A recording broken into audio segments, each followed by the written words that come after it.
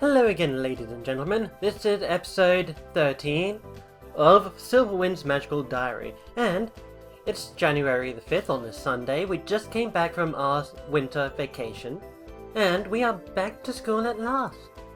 I did enjoy the holidays, but lying around the house doing nothing gets boring quickly, and I'm so out of touch with the normal world now that it's hard to find anything else to do.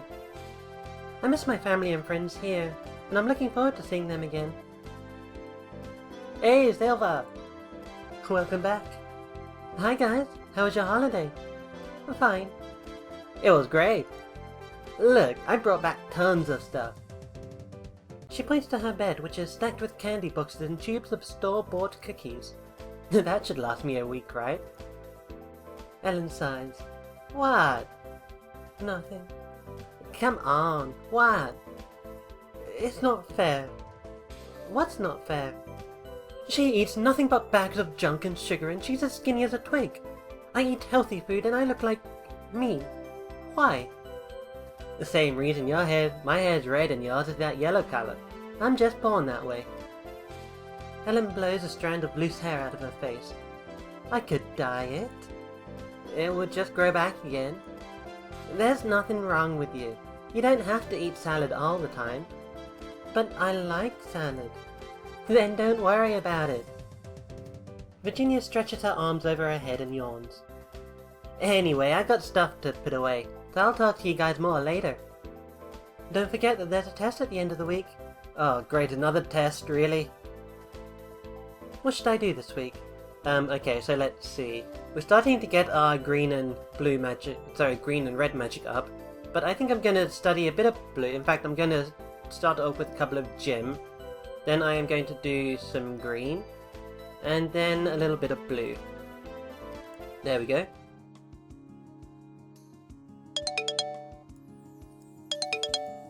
So there's no gym events yet. Oh, green magic. Please, kits and cups, take your seats. There are some things we should talk about before your magical education progresses any further. Most of you know yourselves as either a boy or a girl, and that identity may be important to you. Wait, is this going to be sex education? But even with humans, sex is not always as simple as male or female, with nothing in between. And in the magical world, there are many more possibilities which you should be aware and respectful of. Guess not. Some entities are sexless and will be confused if you address them by masculine or feminine terms. Some can change their gender roles at will and or be both at once. Some beings may have more than two sexes. All of which can be difficult for the English language to cope with. Many living beings will take offense to being referred to as it, although not all. It is wise to ask those you meet how they prefer to be addressed. To make things easier, we witches and wizards have our special pronouns when we refer to somebody whose gender is okay, I'm just going to redo that instead of going off the top of my head. To make things easier, we witches and wizards have our special pronouns when we use gender... Oh my god. The sentence. To make things easier, we witches and wizards have our special pronouns to use when gender is other or unknown. Repeat after me. Errs, self. I muttered the strange syllables along with the other students, feeling a bit confused. Well, okay, that was outside. I hope that didn't, come through on the microphone, and it probably did, looking at the sound waves. Here's a way to remember. Someone with enough magic can say whatever he wants. And we gained 2 green magic. The 3 of us are in our room when somebody knocks on the door. Yo, urchin! Virginia looks at the door, then looks at me. If that's Donald with a cream pie, I'm so not opening it. Fine, I'll get it. Yes? Hey, Silver. Is my sister in there? Yeah, she's here. What's up? Logan's doing this thing, and he's asked me and Luke to round people up for it. What sort of thing? He's got an idea how people can make money, so he's gonna run a bingo game. So the more people join in, the more you could win. Bingo? That's right. Are you in? It's $5 to enter. I am not playing any game that you're running. I'm not running it. Logan is. I'm not sure that's an improvement. Fine. No money for you then. Silver? Well, we only have $5 anyway. Let's play bingo. Sure, I'll play. Great. Head over to Falcon Hall. I'll be there in a few.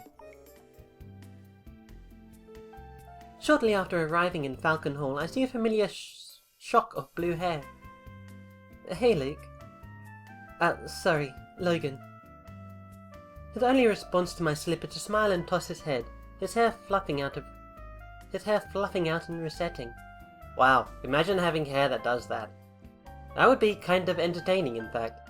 So, have you come to play my game? I guess so. There's not a lot of ways to earn extra money around here. Was there something in particular you were interested in purchasing? I don't know. Why? Oh, no reason. Just curious to see if I could help. No, I'm fine. Well then, pay the kitty. I hand over my $5. How is this going to work? Everybody pays a little in, and then some lucky person takes the jackpot. Simple. Are you playing? No, if I won, somebody might think that I was less than fair. I'm calling the numbers. I'll show you when we have more people here. Within a few minutes, Luke, Donald, Jacob, and about 5 others are gathered in the hallway. Donald brings out a large board game-style box, opens it up, and begins distributing bingo cards. The rest of the box is filled with a pile of flat cardboard circles and a strange plastic device that rattles when he picks it up. 100% mechanical and campus legal, I checked. Take a handful of covers, you'll need them. Is everyone paid up? The money is counted for... Hold on, I need to attend to something quickly.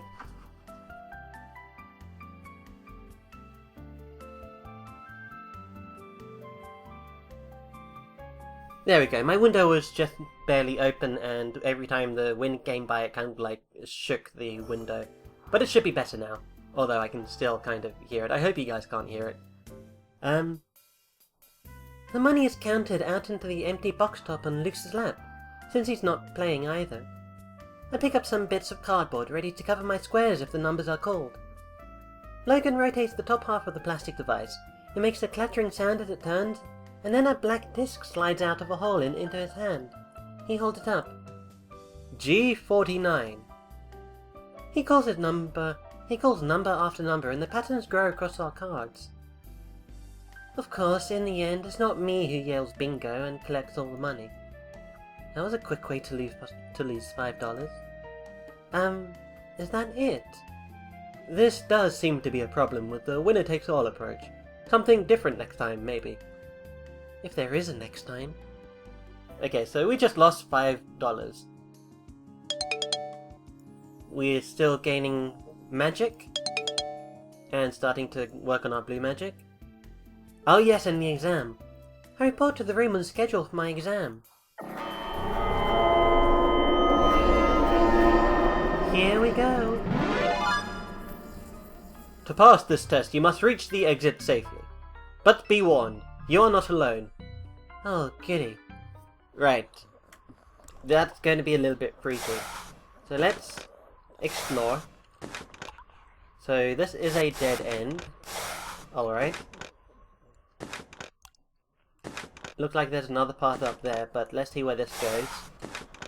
Okay, so this is another dead end. So I wonder what they mean by... Holy crap! What the heck is that? There's a hodag in the room! Judging by its, like, red eyes, very sharp teeth, and its combat pose, as well as the, obviously, you know, battle-themed music, I'm guessing this thing's just not gonna let me pass. So let's go. Silence, true sight, detect charm, darkness. Trigger push object. Could I push the hodag? Seal, open, fracture, transfer charm, teleport, other. That could be useful. Televoke. So let's go and teleport other. Teleport the hodag over to here. And it worked. So let's see, now there's 2 places we can go. Let's try and go along this way. Okay, so that's a dead end. Hopefully the Hodag doesn't like chase me, but hey, we found the exit. I climbed the stairs and emerged from the dungeon, blinking into the sunlight. Congratulations, Silver. For succeeding in your quest, you receive 5 merits. And another 5 merits for achieving your goal without violence. Ooh. Thanks. I hope you enjoyed putting your skills into practice. Now, if you'll excuse me, I have another student to look after. I guess I can go relax now. Ellen gets up early on Saturday morning and does her stuff. What should I do today? Let's go to the mall. I'd like to go to the games... Wait, the games arcade? I didn't actually want to go to the games arcade, but oh well. There are only a few old-style video games with joysticks and buttons here. Most of the arcade is filled with racing games, dance pads, claw grabbers, things that give out tickets for prizes, and a surprisingly large collection of pinball machines. Let's try and use the claw machine. I set my sights on a cute stuffed rabbit, insert my money and maneuver the claw until it's just above the prize. The claw descends and takes hold of the rabbit, but it lets it fall again before it reaches the exit chute. That is so frustrating. Ooh, we can cast magic on it. But is this like, are we outside the campus? I mean, is this a place where, you know, people can see things? No, let's go teleport other. If I teleport it, I can make it appear in the exit chute. Here goes. Nothing happened? How weird. Oh no! Stress increased by 1. That's not what I wanted to happen. After riding back from the mall, I walk across the grounds to stretch my legs. Miss Wynn?